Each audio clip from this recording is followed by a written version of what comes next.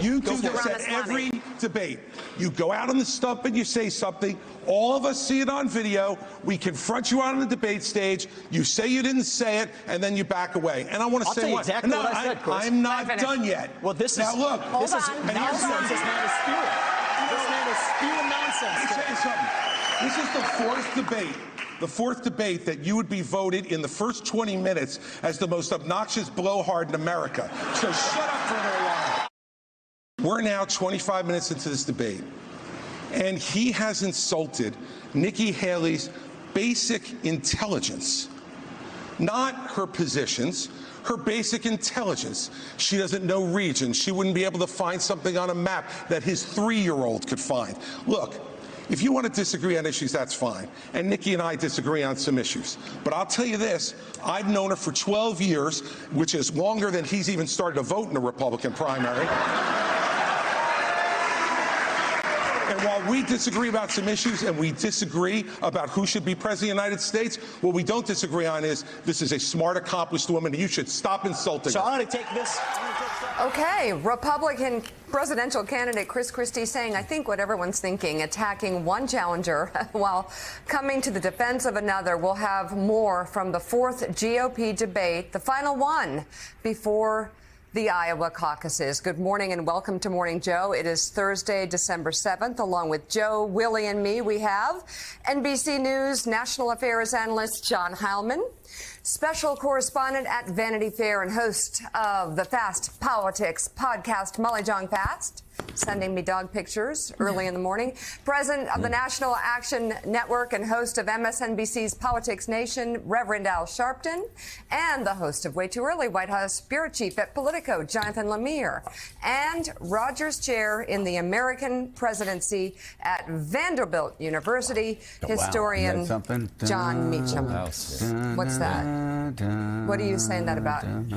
We've got Meacham here. We all need, He brings the gravitas. He really does. He's got the best title by far of everybody else. Oh, no doubt about it. Rogers Professor. And on this December 7th, he's so important. 2023, we have him here, obviously, to talk about Vivek. So listen, Willie, it was a very interesting moment there. Chris Christie did what I think everybody in the room wanted him to do.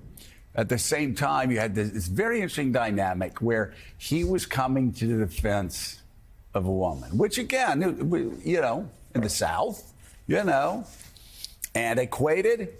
That's what some of us have been taught to do. He's from Jersey, so he doesn't have that excuse. But he did. I love what he did. At the same time, it was kind of put Nikki in a weird position. You could see her discomfort, appreciating it, but at the same time probably thinking, I can take care of myself. And she can. It was this parallel universe last night where Nikki Haley was the front runner in the primary race to be the Republican nominee. Ron DeSantis going after, Vivek going after, Christie criticizing her a little bit, but then defending her in that moment. As Chris Christie, who will be our guest in our next hour, said time and again, we're living in this fantasy world where Donald Trump isn't beating all of us by 40 points. Right. Why won't you, Governor DeSantis? Why won't you, Ambassador Haley? Why won't you, Vivek, talk about the guy we're all trying to defeat? Or maybe you're actually all playing for second place. You're running for 2028. Vivek, you're probably looking for a job in a new Trump administration. Or on a podcast. Or on a podcast. Why are we living in a fantasy world where Donald Trump is not the front runner? I will say in that fantasy world, Rev, Nikki Haley is a rising star. I've heard from so many people who've never voted Republican before, and please don't tell me all of her positions. I know. I'm just saying, when you have somebody connecting like that with people who may disagree with her political positions, but they still say, I like her. Like how she stands up for herself. She seems pretty sane and rational. I may not agree with her position on abortion, but you know what? If she's at 15 weeks and Rose at 22, 23 weeks, and she says we can figure out a way to bring America together on one of the more contentious issues, I know that doesn't sound good to the extremists on both sides. It's really refreshing to about 80% of Americans. So in an alternative reality where Donald Trump's not sitting at 60%, And if for some reason something happened to Donald Trump where, I don't know, he couldn't run, we've been around this for a while. Her star seems to be on the rise, doesn't it? It absolutely does. She has real political skills, and I think she showed that last night by not going to the kiddie table and fighting with Vivek, and really staying on the stage where people can actually see her, not only as someone likable, even if you disagree with her, as I probably disagree with her on everything, but that she's likable and she belongs at a certain level of respect. I remember when we were fighting the Confederate flag in South Carolina when she was governor, right, and we would attack her. And then the Charleston massacre happened where this racist killed these people in the church, and you were down, we did the show down there. And I remember I went to speak at one of the funerals, and she was there, and I said, and Governor Haley, we're glad you're here. I've never met you. I marched on you on the outside, but I never met you. And she got up behind me and says, if I knew you out there marching, Reverend, I'd have had you come in for lemonade and give you a hug. And she walked over and hugged me at the funeral. Right. And I said in her ear, you got skills, because it was a move that somebody understands. And that gave me an appreciation for her that she now is demonstrating to the nation. Right. And, you know, it is interesting that Nikki Haley, again, is battling along with Ron DeSantis, Chris Christie for first place. Or for second place right now. There may be a pathway for her to win New Hampshire. There may be New Hampshire's interesting this year. You don't have a Democratic race. So you have a lot of independents that aren't going to be splitting between Republican voting and Democratic voting. But she has right now, and again, I know she's at 7% in national polls. I also followed enough campaigns, as you all have too, to see when people start talking about somebody, that's usually a leading indicator. You see the polls go up. But you look at the debate last night, the men screaming. You look at that's the latest national. If we can get the latest New Hampshire, that'd be great. You look at Ron DeSantis and Gavin Newsom shouting at each other with Sean Hannity shouting in the middle. Serious.